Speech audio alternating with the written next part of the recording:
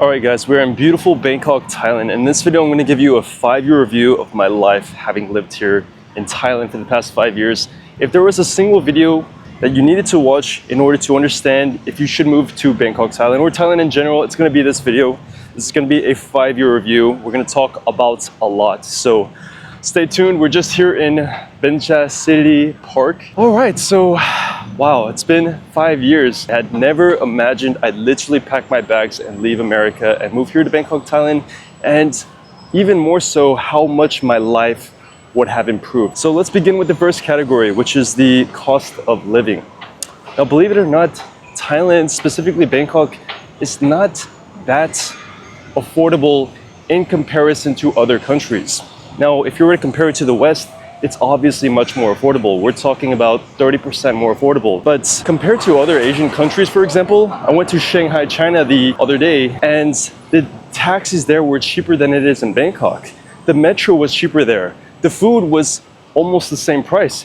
However, China's economy is so much larger than Thailand. So it made me realize, wow, actually Thailand is actually not that affordable. And then when I went to Vietnam, for example, wow, Vietnam, it truly feels affordable. Like, it truly feels you can go so far with your money. It feels 30% cheaper than Thailand. So Thailand is matured.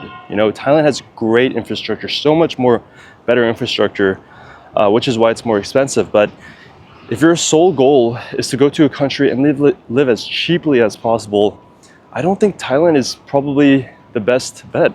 I think you should go to Da Nang, Vietnam, or consider maybe like a second tier in China, or like maybe somewhere in Indonesia or Malaysia, because Thailand is probably the most expensive Southeast Asian country, and it's only behind Japan and Korea in terms of all of Asia. It's like Thailand is like top 5 most expensive Asian cities, I think, Asian countries, I think. At least it feels like that.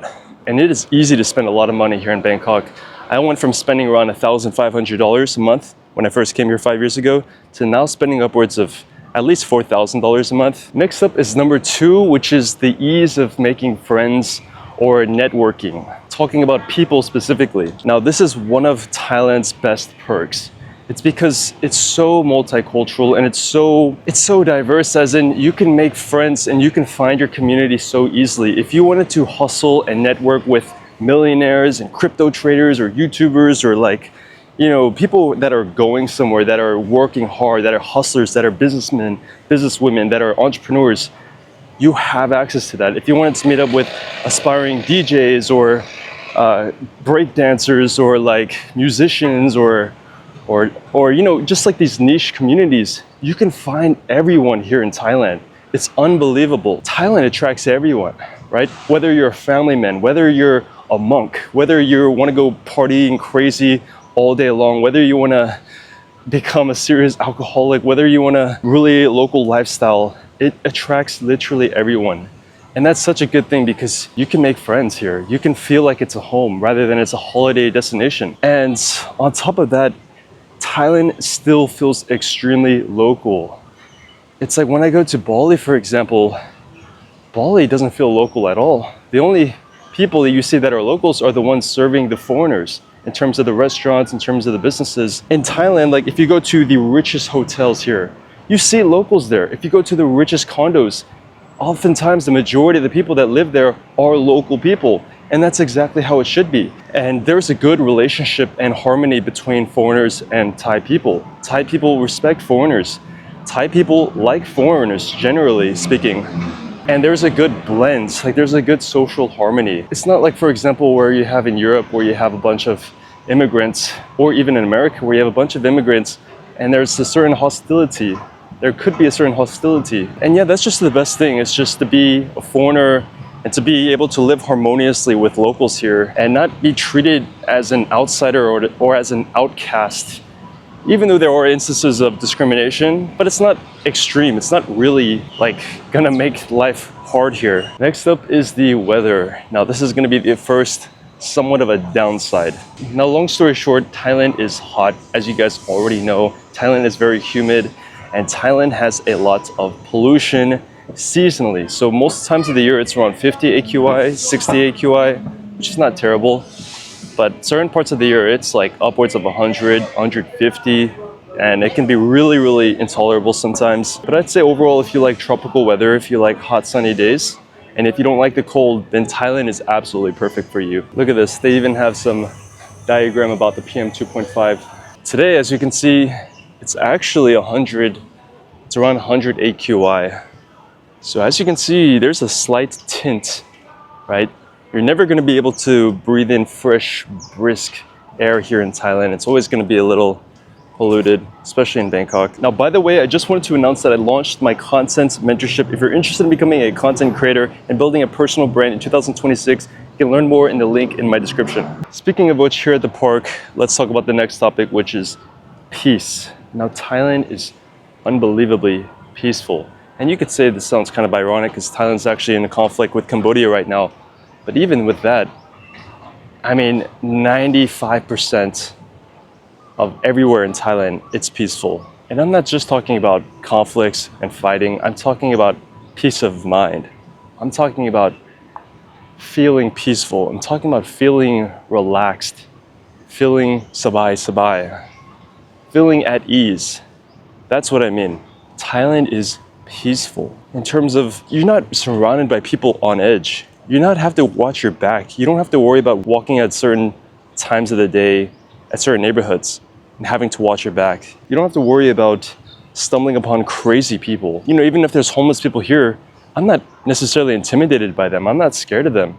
I'm not gonna walk by and see some crackheads on the street and worry that they might, you know, do something to me. I'm not worried about anyone here in Thailand. Like whenever I'm walking with my girlfriend here at night, let's say we go to a nightclub and we're walking home at 3 a.m. or something, I'm relaxed. I don't have to worry about anybody, you know? I can't say that. Can you say that if you're in the West? I don't even think you could say that. Like just look at this environment right now. Everybody's just free to be themselves and free to do whatever they want. People let other people be. It just feels like everyone's at ease, just like this cat here. And you know, I don't want to get too political here, but in America during the COVID pandemic, during 2020, especially in a city like New York, everybody is extreme. It's insane. Like if you didn't get the vaccination, for example, like these quote unquote normal people become so radicalized by the indoctrination and by this like angsty culture in America, in a lot of places in the world. They become so radicalized by and indoctrinated, and they're able to absolutely hate other people. Definitely a product of the environment and the media and the culture. That's a large reason why I left in America. Like no matter what the issue is, it becomes so hateful. Like people genuinely hate each other and they feel like they want to like I don't even know if I can say that word, like off them, you know? People feel like they can off people just for believing in different things. That's the hostile nature of a large part of the world right now. And whatever you can do to kind of escape that mentality or escape that environment, you absolutely should. You should run away as far as possible from environments like that because you yourself will become radicalized like them. And, you know, if I was surrounded by all these radicalized people, I'm gonna be the byproduct of that. But if I'm surrounded by all these peaceful people who let other people believe what they want to believe, then I'm going to become a byproduct of that as well. That's what I mean by peace. Now let's talk about Thailand's healthcare. Now this actually surprised me so much because to give you some context here, in America, I virtually never went to the hospital or clinics or anything of that nature because it's extremely intimidating, extremely expensive. So if there was ever a problem, I don't go to the hospital, right? Especially if you're born from a lower class family like me, you virtually never go to the hospital in America. But that's been like the exact opposite here in Thailand. I've been more times to the clinic, to the hospital, more times here in my past 5 years here in Thailand than I have been in my entire life in America, which was around 25 years in America. It's because the healthcare is just so world class. I'm talking about these hospitals, private hospitals, they look like 5-star hotels. Yeah, you can get stuff here done super affordable. It's because it's just accessible and it's easy here. I could go to any hospital at any time of the day, get stuff done, walk in, walk out, within just a couple of hours. Even though the healthcare is excellent, you should still stay protected with insurance because these unexpected costs can add up really, really fast. So that's why I recommend Safety Wing's Nomad Insurance Completes Coverage Plan. Now, this is international health coverage that also includes travel protections and covers you wherever you go, which is perfect if you travel often or live abroad like me. And what sets it apart is that it's not just emergency coverage. It includes routine doctor visits, mental health supports, wellness therapies, and even major things like cancer testing and treatment. And on top of medical, it also includes things like emergency evacuation, travel delays, and lost luggage, which gives you real peace of mind whenever you're traveling internationally. You can go to any doctor or clinic or hospital in 175 countries, including Thailand, of course, and you'll also get a prepaid debit card to pay directly for eligible medical expenses, and you don't need to wait for reimbursements. So if you're living abroad or travel often like me, make sure to scan this QR code on screen or click the link in the bio to get started today. I come here almost every single day and I'm still not tired of it. Just reminds me of my life back in New York City and the good parts of New York City. It's just never boring here in Bangkok. That brings me to my next point, which is the geographical location and the ease of travel. Specifically, if I'm here in Bangkok, Thailand, I mean, the ease of travel is so tremendously easy. If I want to go to the beaches, I have Pattaya, which is an hour and 30 away. If I want to go to Phuket, that's an hour and 30-minute flight. If I want to go to Korea, that's I think like 4 hours. If I want to go to Vietnam, that's 3 hours.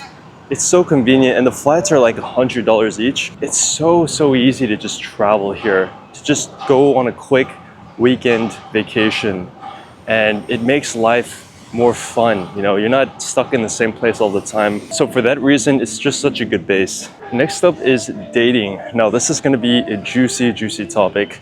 Hopefully it's not going to be too controversial, but yeah, where do I even start with this? So Thailand is a huge dating pool, specifically for men. I mean, it's so advantageous for men because the dating ratio, the gender ratio, it's like 60% women. I don't know, maybe it's a little less than that, but it feels like 60% women, 40% men. As in, if you go to a mall, if you go to a bar, if you go to a cafe, the majority of the people there are women. That's what it feels like. I mean, you're just surrounded by women all the time. And Thai women are absolutely beautiful. Like, they look so beautiful. They take care of themselves so well. And not only that, they're so kind. Like, they're just nice and hospitable and friendly. And oftentimes they know enough English for them to actually socialize and have a decent conversation, you know? Thai people are just generally very warm. So that just makes dating really much more approachable here in Thailand. And you can meet people everywhere, you know, like a cafe, a bar, a park. And not to mention the dating apps. I mean, I remember my first 2 days here in Thailand, I was swiping for like an hour. I got over 100 matches. That's like never happened to me. Even in New York City, with that many people in New York City, I never got that many matches. It's absolutely crazy. Now, dating apps is a separate topic in its own, but I'd say generally Tinder is a very mixed bag. You're gonna get a lot of, you know, a very different, very varying results. I would actually try to look at like Coffee Meets Bagel, or Bumble if you're looking for more serious things. So yeah, you can either meet people through the old school method of just talking to them, or through mutual friends, or through Instagram, or through dating apps like Tinder, Coffee Meets Bagel, Bumble. Thailand and Asia is quite traditional, and people actually like these gender roles. But if I was in the West and I stated these things, I could be labeled as misogynist, or I'm exploiting women or something. So if you're someone who likes traditional gender roles and likes traditional like social dynamics and things like that, then I think Thailand will be quite refreshing for you. I think it's going to be very easy for you as a man watching this to find a woman that's going to really be sweet and feminine and really like bubbly, or really just, I don't know, kind of that really feminine, bouncy energy. So that's one good thing. I think now to talk about the downsides of dating is that it can often be hard to find a genuine connection here in the dating market because, I mean, let's be real here. Like, you're coming from an entirely different culture, and a lot of the Thai locals here, they don't speak fluent English. They know good enough English to have attraction and to have connection, but I'm talking about like the deep conversations. That might be hard. For example, a lot of my friends, they've gone in relationships and they've broken up because of this core issue of like connection. A lot of them struggle with deep connection and meaningful conversations, particularly because of the culture differences and the language barrier, like I said. So if you're going to be here in Thailand, you got to commit to actually trying to learn the language, especially if you're trying to develop these long-term relationships. You got to be able to understand like these nuances. And then, for example, if you're going to meet your girlfriend or boyfriend's parents, they're not going to know any English. You know, so what are you going to say to them on your wedding day? What are you going to do when you have a Thai kid? You're not going to be able to speak Thai to them? You know what I mean? So I think a lot of foreigners here struggle with deep, meaningful connections because they can't speak any Thai, and that's going to be huge. You're going to be handicapped, basically. Yeah, it's been a real journey with me and my Thai girlfriends. When I first met her, like, we had to use Google Translate a lot, and it was a lot of like puppy love in the beginning. You know, we basically had no arguments, and it was just very honeymoon phase. And we never really talked about things that are super serious. But as we progressed in our relationship, my Thai has improved significantly. Her English has improved significantly. So we're able to converse like effortlessly. We virtually never use Google Translate unless we're talking about like philosophy or some crazy subject. But yeah, it's so important to be able to communicate. The language barrier does exist here in Thailand. Even the Grab drivers, even the taxi drivers might not understand you. That is definitely going to be a little bit of a disadvantage. But I think if you go to the main areas in Thailand, you go to the main expat areas, you're not really going to struggle too much. But that can also be a downside because you don't want to just be surrounded by other expats. You want to actually kind of immerse yourself into the local culture and have friends with locals and date locals and befriend them and be surrounded by with them, right? That's the kind of the whole point. Next, let's talk about focus and work and health. These are kind of all in the same category because they have to do with growth, you know, being on a growth journey, right? I think Thailand specifically, it can be very distracting. This is going to be a downside actually. It's so accessible, like the parties, the nightlife, the alcoholism, the red light district, you know, just being caught up in the wrong crowd. It's at your front doorstep. It's knocking on your front doorstep. It's like, hey, I'm here. You trying to go out again tonight? You trying to get blasted and wasted and trying to get no sleep tonight? Like when you're walking certain streets in Thailand, there's going to be 100, you know, really attractive women saying, hey, handsome boy, come here, you know, you want a massage, whatever. Like that stereotype exists for a reason. If you don't have self-control, or if you're like someone who's really kind of into the vices and into the dark arts and all that, whatever, you know, you're gonna get lost in the sauce. That's what I always say. You can't get lost in the sauce, and especially if you're a single man, and if you're tempted quite easily, man, Thailand can be a real struggle. You might end up drinking every single night. You might be hooking up with every single woman every single other night, and you might get just lost in the sauce. You might get no work done. That's why a lot of people come here. They just party all the time, just go crazy. They spend all their money, then they eventually go back home, and then they get post-travel depression. The whole goal, especially if you're thinking about moving to Thailand, is to build a routine, a sustainable life that you can live every single day, and you're grounded. And you're not just off fleeting towards these indulgences and just losing yourself. Every long-term expat goes through that journey of being lost and then finding peace and finding stability.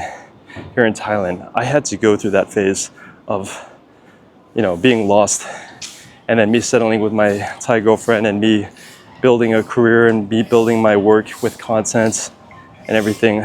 So yeah, I think if you're someone who gets particularly tempted by like nightlife or vices, I think Thailand can be a huge distraction and kind of you can lose your path. Next up, let's talk about visas. Now, I don't want to talk too extensively on this because it's quite a boring topic and I made other videos about it. But essentially, staying here for 2 to 3 months, it's quite easy. But if you want to stay here for upwards of a year, you need to get a long-term visa, like an education visa, like a DTV visa, like a work visa, like a retirement visa. There's a whole bunch of different visas. You just have to work with a really good visa agent, perhaps hit up your embassy, perhaps do a bunch of research. You can't do what's known as a border run anymore. You know, just stay in Thailand for 2 to 3 months until your tourist visa expires, go to another country like Vietnam for a couple days and then come back to Thailand. You can't really do that anymore. They're really strict about that, and they'll force you to either leave or to buy a return flight ticket. So don't even think about staying here in Thailand long term if you don't have a long-term visa.